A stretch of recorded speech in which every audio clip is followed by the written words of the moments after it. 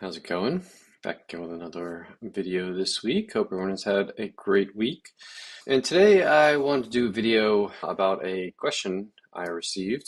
And the question was, I'm coming back to healthy eating after a while again. What's the consensus about the healthiest food choices? Keto, primal, or paleo? And I thought this is an interesting question. I feel like a lot of people are always wondering what the consensus is regarding the best diet to follow. And I've spoken a lot about this, but I think it's worth reiterating. And to answer this question, this person's question, I would say the best diet for this person to follow is the one that they can stick to so they don't have to ask this question again. I know it's a non-answer, right? It is a complete non-answer. I didn't give you any information about what to do here or what the best diet is. I never actually even answered the question.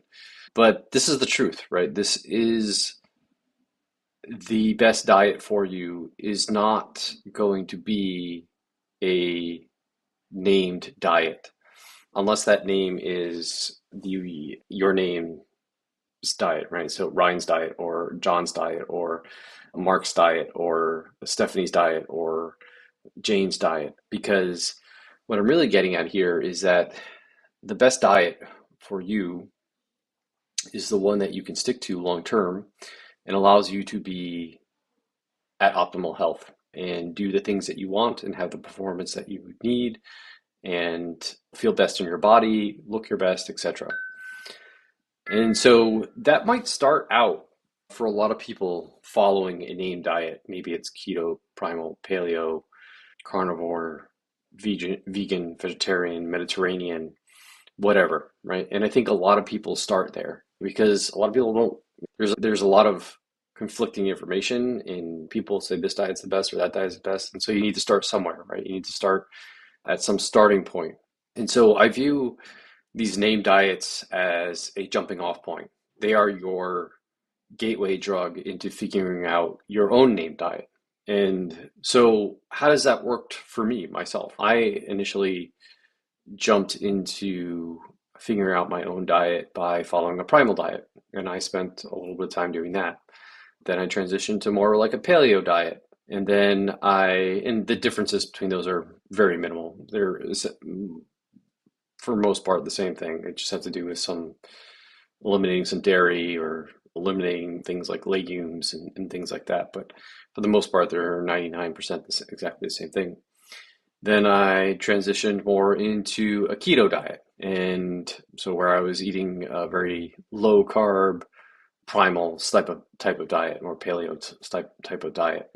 And I spent a good amount of time, good number of years making those transitions and changing my diet and following those named diets until I realized that I couldn't be 100% adherent to any of those diets and the rules that they had and still reach my optimal health, my optimal performance, my optimal, what I wanted to feel, what I felt was optimal in my lifestyle.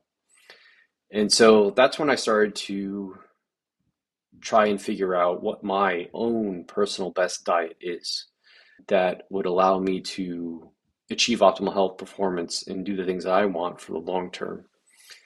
And so I started experimenting with things on these diets that were not, following the rules. So like I went away from keto because the first thing I realized is that with my level of activity and training and performance goals, that lower carbohydrates were not both allowing me to achieve those performance goals and also benefiting my health. In fact, eating low carb and doing the amount of exercise and training that I was doing was detrimental to my health in many ways, but from a sleep and hormonal perspective, I was seeing a lot of negative impacts.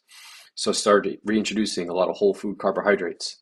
So bringing back in fruits and potatoes and squash and those types of things. So maybe I was transitioning to more back to a paleo diet. And then I started, as I went along in my journey, I continued to evolve things and say, I added more carbohydrates. Everything's looking good. I'm feeling better. Training's good. My performance has gotten better. My health markers are improving. And so I said, maybe I should add in a little bit more carbohydrates to see if I can get further improvements in my health and my performance, etc., the things that matter to me. And so I started experimenting with adding in more carbohydrates. But the problem with doing that from more paleo whole food carbohydrates like potatoes and things like squash and vegetables and those types of things is that you have to eat a lot of them. If you start to get over 150, 200 grams of carbohydrates a day, then you're eating a lot of those foods. And frankly, I was then having an issue because I was just too full. My GI system was taking a little bit of a hit from there. And so I had to experiment with more carbohydrate dense sources of foods. Those tend to be like whole grains and things like oatmeal and rice and that type of stuff. And those helped a lot of bit. It helped out a bit. Now they're not the most tasty foods, in my opinion. When you just have plain oatmeal and plain white rice, it's just boring, honestly. And I frankly don't particularly enjoy those foods that much, honestly, but they like I had to eat them because they're just another source of carbohydrates. They're a little bit more carbohydrate dense. And so I pushed that a little bit further. And I eventually got up to, around 400 grams of carbohydrates a day.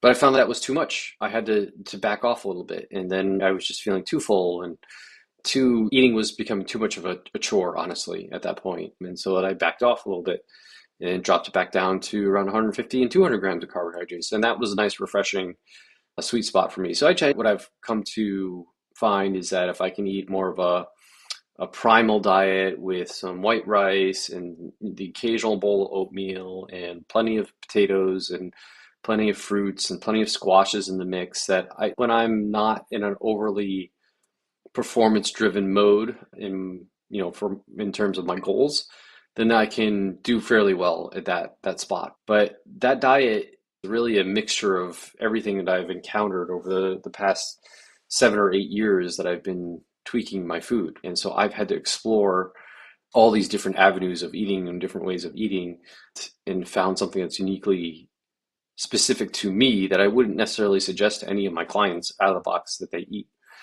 But I know that it works best for me. That's why my answer to this person's question is really, let's find a diet that allows you to be your healthiest, look your best, perform your best, and do all the things that you want to do, but doesn't necessarily have to be a named diet. And it's likely not going to be a named diet because, again, with things like food intolerances and different goals and different backgrounds and GI stuff and etc., like you might be able to tolerate just a certain number of foods, and certain foods might work well for you and certain foods might not work well for you. And this is all part of exploring what ends up being your own name diet, because there is no one best way of eating for everyone. It's a journey, a self-experimentation, a challenge to find what foods are your best and what proportions of those foods should make up your meals, and which fruits work best for you, which fruits don't work best for you,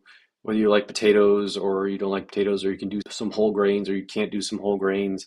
All this is just an experiment to eventually come to a place where you think, like, for the most part, I've got myself feeling pretty good where I'm like 95% happy with everything I'm doing and I'm satisfied with the way I'm eating and feeling, and I enjoy my eating and it's easy to stick to, is the other thing. Because one of the things that I think people struggle with is they follow a named diet, a keto, primal, paleo, vegetarian, Mediterranean. It has all these rules, but the rules don't fit their food preferences. They might think keto is the best diet, but they really want to have a banana every now and then, or a potato, or something like that. Or they're following a paleo diet and they really want to have some cheese, or they're following a primal diet and they want to have a piece of sourdough bread. And so, or there's all kinds of these very strict rules that are around these diets, but they make adhering to that diet because they have like preferences for certain foods that they can't satisfy with within these rules, and then they break the rules and they have the foods and then they feel like a failure, and then they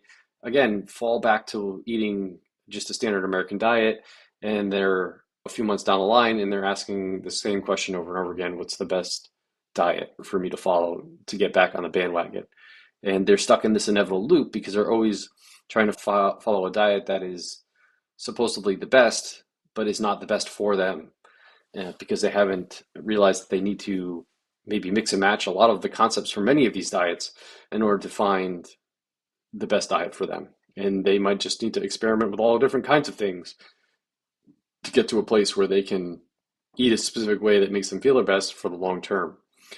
And what I encourage people to do is take a name diet and maybe start there, but then spend some time after you follow that diet for a little bit of time. See where the gaps are. See where you find things that you'd like to have, but maybe aren't allowed to have, quote unquote, allowed to have on the diet.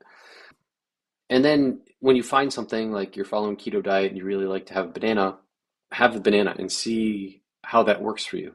Or you're following a paleo diet and you want to have a piece of cheese on your hamburger, see how that works for you. Or you're following a primal diet and you want a piece of whole grain bread, avocado toast, or something like that. See how that works for you. And take that feedback and then tweak the diet to incorporate those things that you feel, make you feel, you just continue, monitor your sleep, your stress, your performance in the gym and all that fun stuff. And if you can make those tweaks and get more enjoyment out of your diet and find it to be more sustainable in that way and still reach your goals or enhance your progress towards your goals, then incorporate that into your diet.